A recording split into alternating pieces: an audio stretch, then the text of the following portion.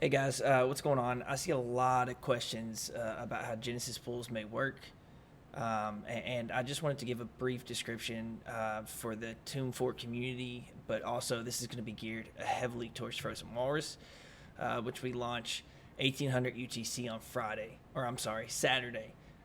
So I'm just going to run through it. I've got some slideshows I put together real quick, and I'll expand on it as I get to them. So obviously, what is a gem pool is probably the first question that a lot of people ask. A Genesis pool is a legacy feature of Tomb Forks to mint the peg token in existence. This is because usually at the beginning of a Tomb Fork, there's only one share token and one peg token in existence. You can see that because they're being traded by bots and people that think they're getting lucky. But there's zero liquidity, barely, other than whatever that value is of that token. And so that's why it gets very dangerous when people try and trade these tokens right at launch. But no matter, there is usually only one share token and one peg token in existence at the time of launch. People investing in a Genesis pool are inflating the initial supply before LP is incentivized to equalize the price in order for LP not incur too much in permanent loss. So what it means is that we inflate the supply of Walrus, thus, expanding it so that, people give it a normalized price.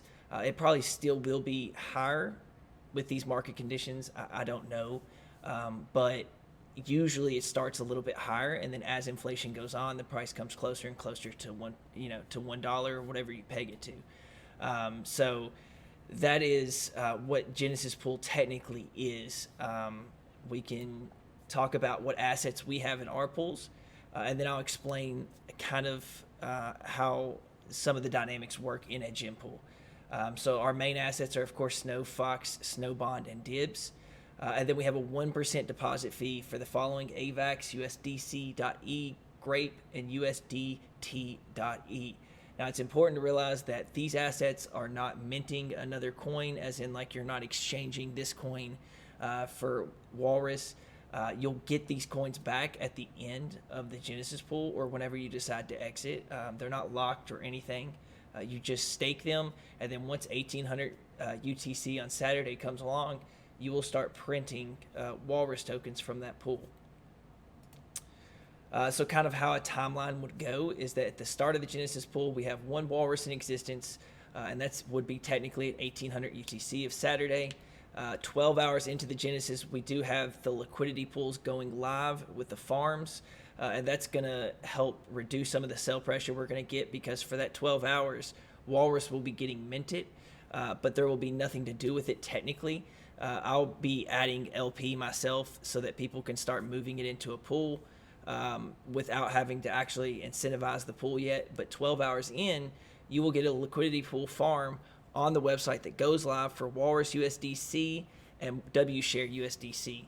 And of course, whenever the farms go live, not the Genesis pool, the farms, those farms will start producing WShare. And of course, like I told you, there's only one Walrus share in existence at this time in 12 hours. So once that starts happening, Walrus share will do the same thing that Walrus will do, which is kind of go down in price because it's just minting new ones. And so it looks a little bit odd, but that is intended. That's how they work. Obviously, during this time, we'll also be offering rebate and epoch inflation, and that's pretty much just boardroom. And we have a bootstrap function for 20 epochs. No matter what the TWAP is, we'll continually print. We want to get a little bit of extra Walrus into the market.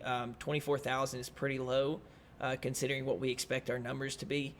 So I want to make sure that we get enough Walrus so that we can have a sustainable price a little bit closer, to what we expected.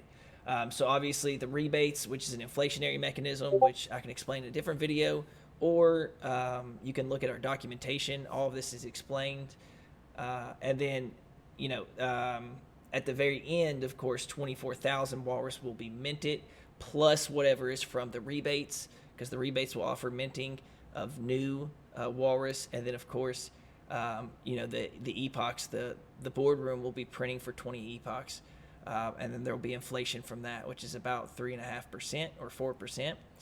So what are you going to get as far as Walrus? It really depends how you play it, and it depends what pool you get into. So a little bit about APR here, a lot about APR in these, especially for Genesis pools. First off, Genesis pools are not really made to make money. I know a lot of people play it that way, but I think it's important to educate that you're really just getting the early tokens to be able to LP and get into the farms for the share token and get in early on that. So that's really what Genesis Pool is. You're really at the very start of a tune fork, the very birth of it. You should not look at Genesis Pools as some kind of technique or how you can game it to make money. Of course you can, it's your money, but usually you'll get wrecked. APR, or annual percentage rate, is a metric used to calculate an annual return on your investment, usually represented in a percentage. We usually use daily APR for like tune forks and stuff because obviously we're in a GGN space and daily APR is a metric that people use. So just as an example, if you have a daily APR of 10% on a $100 investment, you would make $10 a day. Now that's saying if everything was static rate, nothing was moving. Of course, with Walrus having low liquidity at launch and a lot of other factors, those APRs are going to change drastically all the time. So just for an explanation, for Genesis pools, it is much more difficult to assume APR for any given time. It is best to know how APR is given to the user. So you have to take in three things: the price of Walrus, the allocated amount of Walrus to that given pool. So every single one of those pools has a certain amount of Walrus out of that 24,000 allotted to it. No more, no less. It's only that static amount. So the allocated amount of Walrus given to that pool and how much total value locked is in that pool.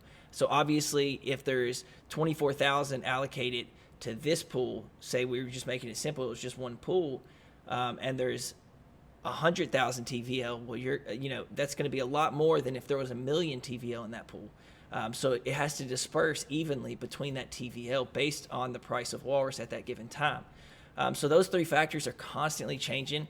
Usually Genesis pools are very volatile times for a tune fork because there's very little liquidity at the very start. So it's not for the weak or the uninformed, which is why I'm producing this video. I want to make sure that people are educated on how to use Genesis pools to your favor. And again, it's really a metric for gaining early mints of Walrus. It's not made to really make money, as you'll see. During a Genesis pool, these numbers constantly fluctuate, so pinning down a consistent APR is near impossible. It is best to approach a Genesis pool with the intention of getting free assets and use it to further your position for the LP farms. So that's it. That's really wrapped up. I wanted to keep it short. This, in my opinion, is an easy to understand, digestible way for you to kind of get yourself prepared for Saturday, and hopefully you've learned something. And that's really what I'm trying to do is I'll make another video on maybe potentially adding LP and what LP is, and really break down the barriers of normal day DeFi stuff. I know the markets are rough, so hopefully maybe you learned something from this video and you can take it and make some extra money early on. So thank you guys for watching.